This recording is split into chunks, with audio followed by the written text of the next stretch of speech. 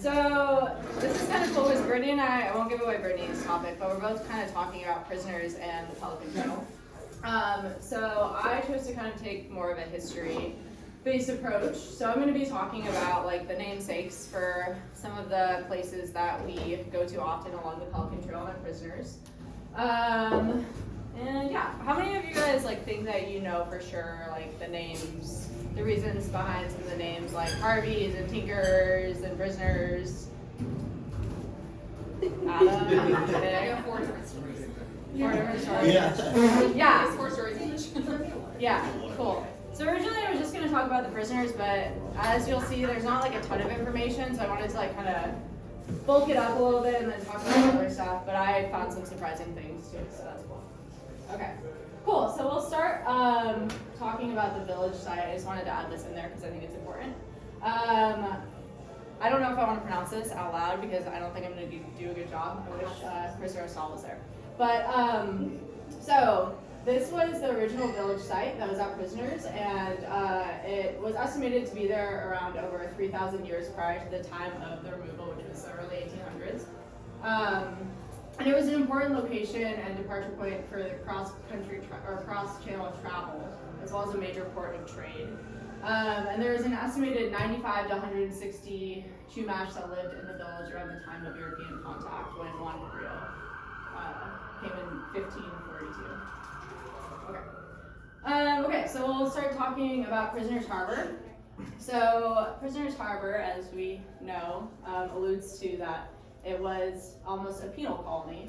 So during the Mexican era, which was 1822 to 1846, the Mexican government really likes the idea of establishing penal colonies in Alta California in order to increase the population and also separate prisoners from the general public, and also like expand the Mexican government's presence in Alta California. So they wanted to establish penal colonies similar to kind of Botany Bay in Australia, which I'm sure a lot of you guys know about that. And convicts would be forced to live out the rest of their days isolated on Santa Cruz Island.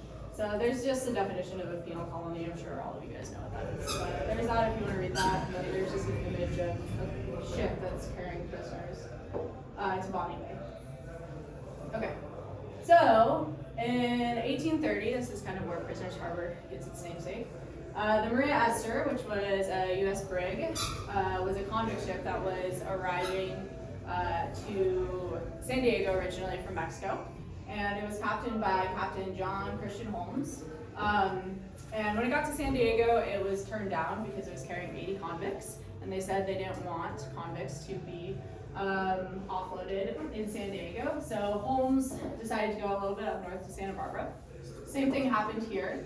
He was met by the acting commandante, which is pretty much the commander of the Presidio. This Presidio is kind of the sister to the mission. So there's a Presidio in Santa Barbara. It's a Spanish fort.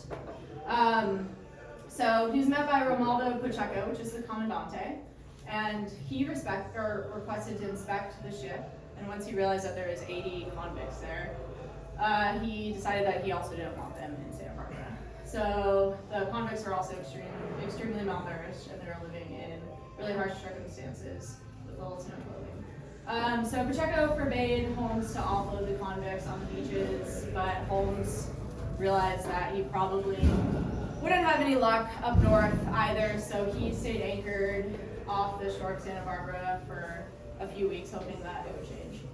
After like 3 or so weeks, the former commandante, you guys may know Jose de la Guerra, he convinced Pacheco and also the governor of California at the time to let at least 30 of the convicts ashore to work some odd jobs. 50 or so of the convicts to work some odd jobs. Whereas he decided that the 30 of the worst convicts would stay on the ship and then be transported to Santa Cruz Island to make a penal colony. So this is in 1830 in about March. And that's a picture of Jose de la Guerra.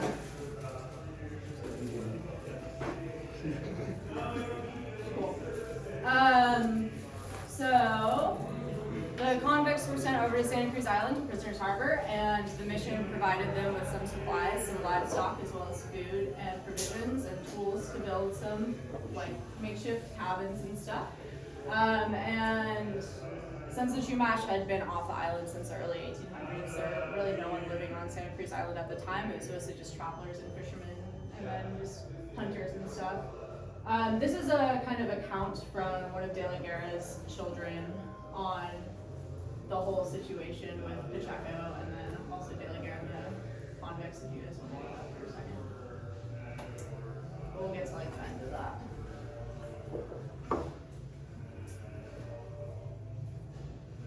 Okay. So once they got on the island at Prisoners Harbor, they were able to make some makeshift camps, and they were able to feed themselves and keep themselves alive for the most part until November of that year when a fire broke out and destroyed all of their camps. It was said that you could see the fire from the mainland of Santa Barbara. And then with no remaining supplies or shelter, the men realized that they would have to construct a makeshift raft and then go back to the mainland to survive. And legend has it they all survived. They actually made it back to the mainland according to accounts.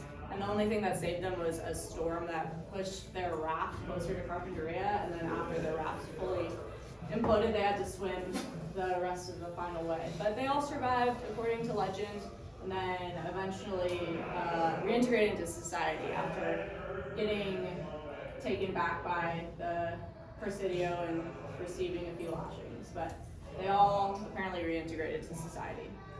So that's the story of the prisoners. There wasn't actually like a lot of information anywhere that I looked. I went to some archives in Santa Barbara and there was like nothing on this really. So this is kind of all the information. Those are the prisoners. So now we're going on to Harvey's Lookout.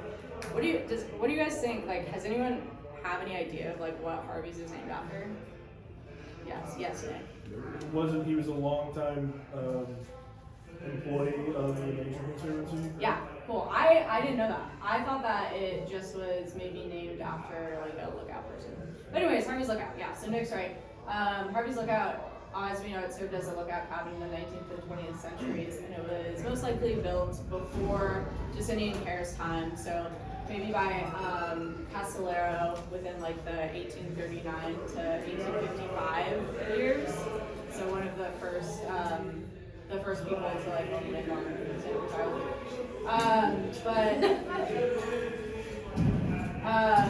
So obviously the lookout provided a really clear view of ships coming in from Santa Barbara. And Watchmen would relay news. But at one point, which was cool, I found out that at one point the lookout was equipped with a telephone to communicate with the mainland. It was kind of neat in the back. So yeah, Harvey was actually a person who worked at the Nature Conservancy as the Island Preserve Program Director, and then he went on later to assume responsibility of the Nature Conservancy's programs throughout the state.